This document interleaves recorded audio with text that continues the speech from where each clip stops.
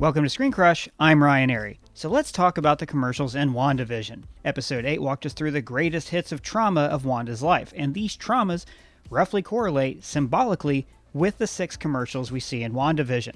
So in this video, I'm going to dive deep and break down what each commercial really means, and a couple possibilities for where they're coming from. Marshall McLuhan famously said, "The medium is the message." This means that when we study media, be it film, TV, YouTube videos, etc., that the way we consume the media is as important as the media itself. For instance, in the 1940s, there was a greater sense of national unity, and citizens packed into movie theaters. While today, we're more divided, and people prefer consuming content on their phones. I'm watching Iron Man 2 on my phone right now. Okay, you're not helping. So, think how this applies to the commercials in WandaVision. Commercials have one goal: to sell us something. So each commercial is trying to sell Wanda on some new idea. Each ad also represents a different era and the role that women played in that time period, and as a result, how Wanda sees herself. The earlier ads seemed like they were mind-controlling Wanda into being a better housewife.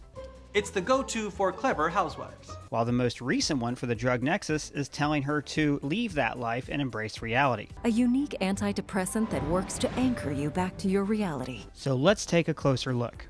First, the Stark toaster oven. The first line sets the tone for all of these ads. Is your husband tired of you burning his toast? Each of these commercials is a commentary on how advertisers have targeted moms in an attempt to influence or control their buying habits, just as Agatha is controlling Wanda and the town is pressuring her into starting a family. For the children. Society has placed these same pressures on women for, forever, right?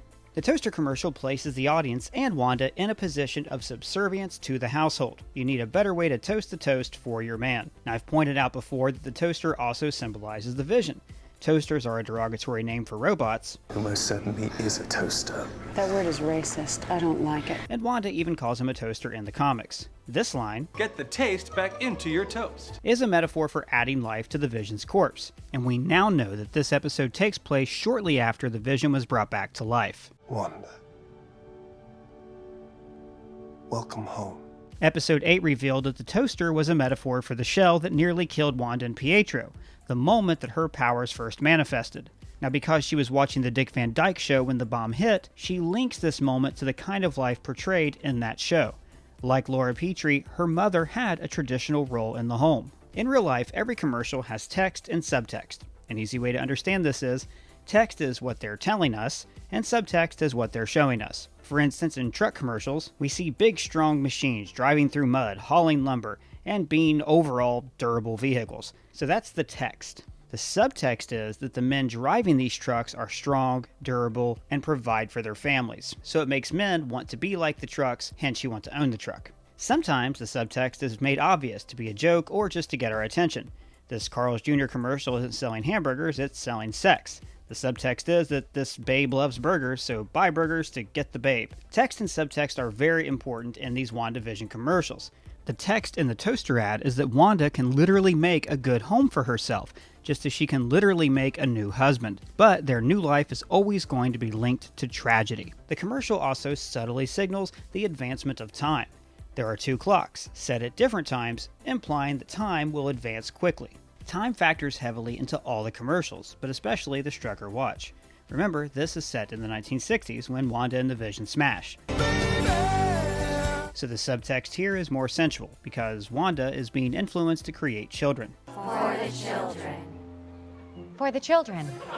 She's also leaving the home to attend a social event, just as, in this episode, Wanda and Vision both join neighborhood clubs. Notice that the woman, the proxy for Wanda, steps from behind these wooden slats that look like prison bars, indicating that she's emerging from her 50s housewife prison, but she's still an accessory to her man, and his Strucker. Just as Wanda once emerged from her Hydra cell, but was still in the service of Baron von Strucker. They say a man is never fully dressed without 2 important accessories: his special lady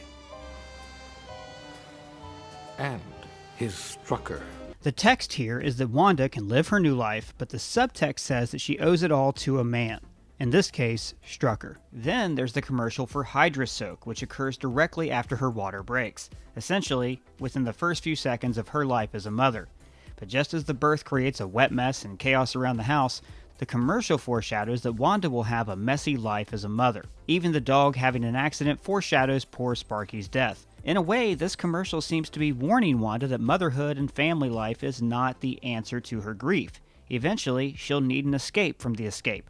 Just like in episode 7, she's depressed and overwhelmed and just wants her kids to go away. I like the detail that this woman is trying to enjoy strawberry cornflakes. The red strawberry symbolizing her powers, and how the complicated home life is preventing her from enjoying this new reality she's made with Vision. Then she's transported to a new pocket reality outside of time where she can be worshipped like a Roman goddess. Now this is continuing the woman's story from the Strucker watch commercial.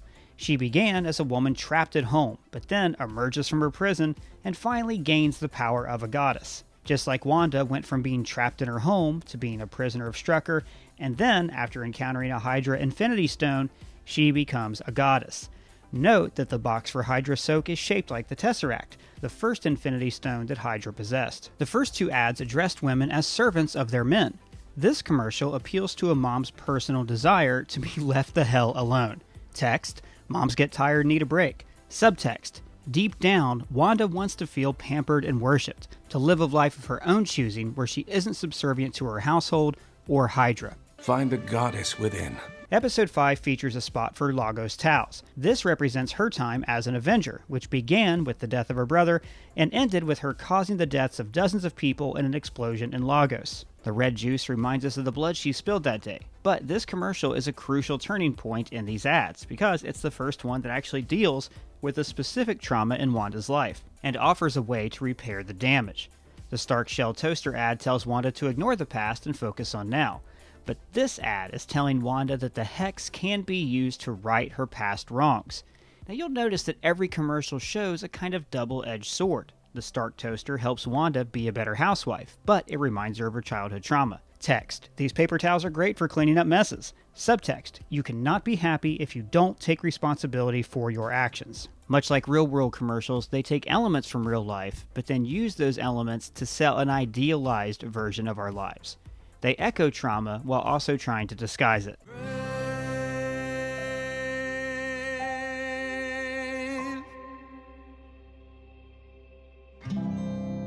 Then we get to the Yo Magic Yogurt commercial, the first indication that these ads were actually secret messages screaming a warning to Wanda. All of the other ads could be straight up advertisements, but this one is just creepy as hell. Now, I like two possible interpretations of this commercial.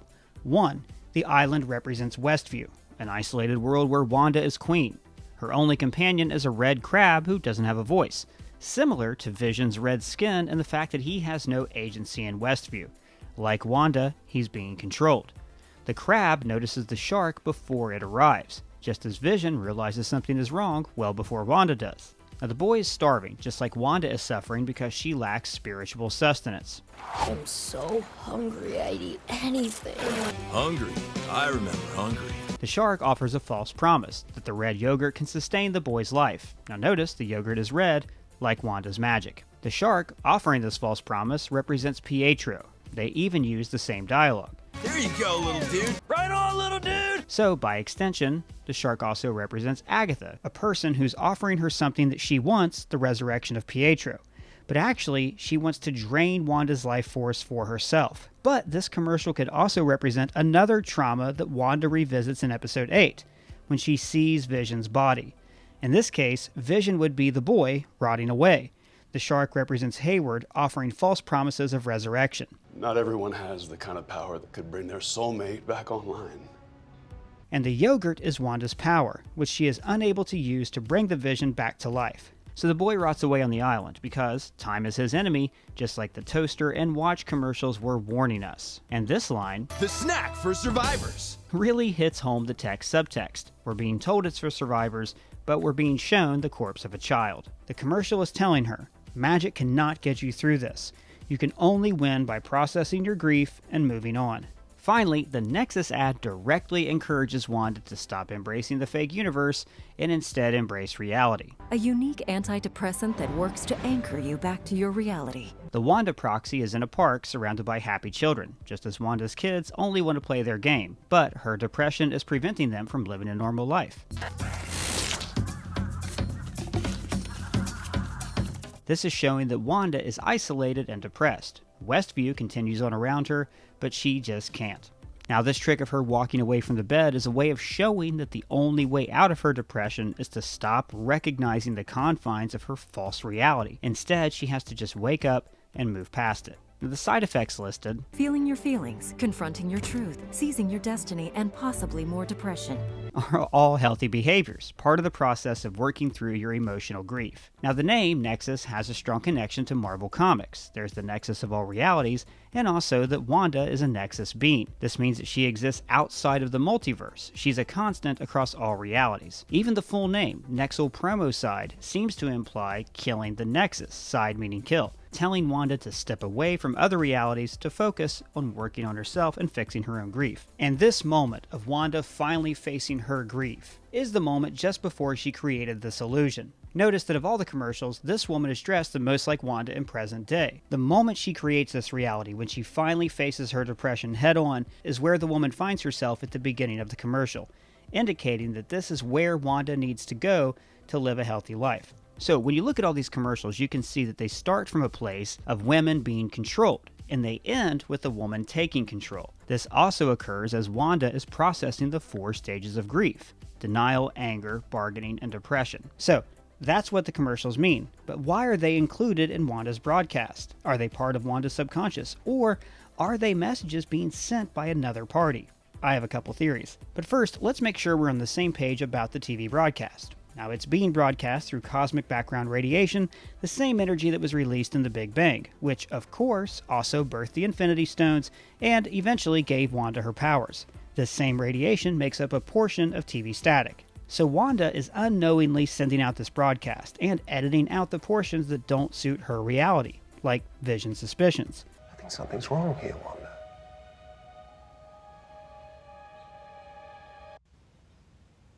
Yes, I know what you mean. So then, why have the past couple commercials directly contradicted her perfect reality? Could these be messages in Wanda's subconscious, or are they in fact messages sent by the outside world?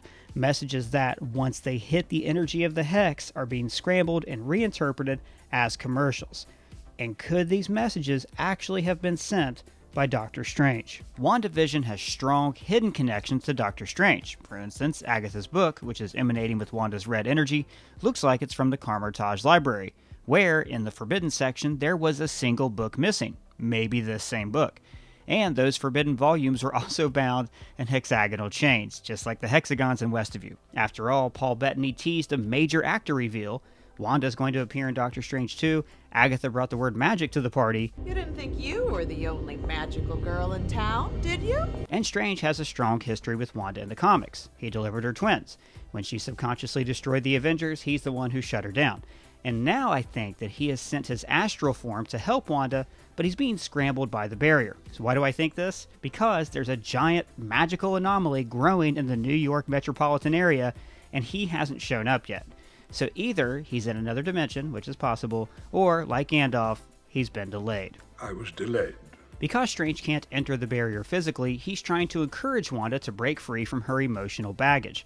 By overcoming grief, she can overcome the illusion that she's created.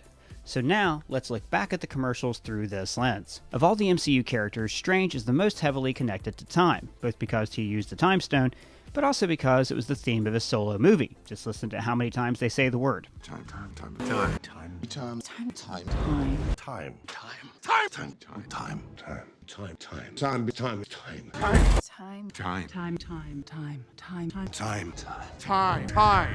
The toaster's tagline, "Forget the past. This is your future," seems to be telling Wanda, forget about your trauma, embrace this fake reality. But again, look at the text subtext. The text of the commercial is selling the life of a good, subservient housewife. The subtext is, though, with the ticking, that there is a bomb in your house. Time is running out, and something isn't right with Vision, the toaster who is also built by Tony Stark, and you need to wake up. In this commercial and the Watch commercial, the ticking speeds up, like time is being compressed.